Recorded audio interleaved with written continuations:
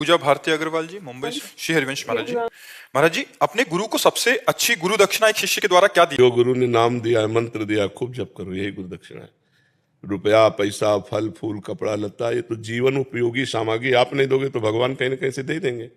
गुरु इसलिए नहीं शिष्य बनाता कि तुम उसको रोटी दो, कपड़ा दो, पैसा दो, इसलिए बनाता है कि तुम स्वयं भगवान को अर्पित हो जाओ, तुम भगवदानंद को प्राप्त हो जाओ, तुम्हारे अंदर का ज्ञान नष्ट हो जाए, तुम्हें भगवत प्राप्ति हो जाए। इस तो गुरु की इच्छा क्या है? आप भगवत प्राप्त हो जाओ। तो भगवत प्राप्त कैसे हो गए? जो गुरु जी ने नाम दिया, मंत्र दिया, उपासना दी, वैसे चलो। अगर वैसे ना चलो तो गुरु प्रसन्न नहीं हो।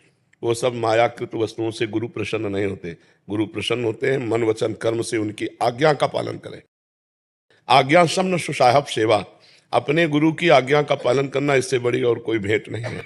और गुरु की सबके लिए एक ही आज्ञा है कि तुम भजन करके, अच्छे आचरण करके भगवान को प्राप्त हो जाओ। फल फूल, रुपया, पैसा, खान पान, ये तो विश्वम्भर भगवान उनकी शरण में हो तो देते हैं, चराचर जीव को देते। तो संतों का भरण पोषण नहीं करेंगे क्या? और फिर इतने दिन भजन करने के बाद अगर गुरु की आशा शिष्य पे लग जाए, हमारा भरण पोषण करे, तो गुरु किस बात का? वो तो शिष्य से भी गिरा हुआ आदमी है। मान लो शिष्य तो अपने को संसारी मानकर तुम्हारी शरण में आया और तुम शिष्य से अपना आशा रखते हो, तो तुम तो शिष्य से भी ज्यादा गिरे हो। और जब आशा मन में भई तो जग गुरु और जोगी दास।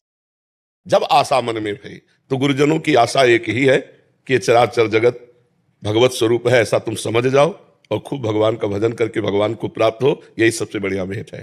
तो गुरु को आवश्यकता है आपके मन वचन कर्म से आज्ञा पालन की, ना कि रुपया पैसा भेंट सामग्री की। अगर आप अपने गुरुदेव की आज्ञा का पालन करते हैं तो आप सच्ची भेंट दे रहे हैं कि आप हम एक हो जाएं, हम जहां हैं वहीं आप पहुंच जाओ। ये इसीलिए तो संबंध होता है। ये थोड़ी कि तुम जाओ वहां हम पहुंच जाएं, है? तुम जहां हो वहां हम पहुंच जाए, इसलिए थोड़ी होता है।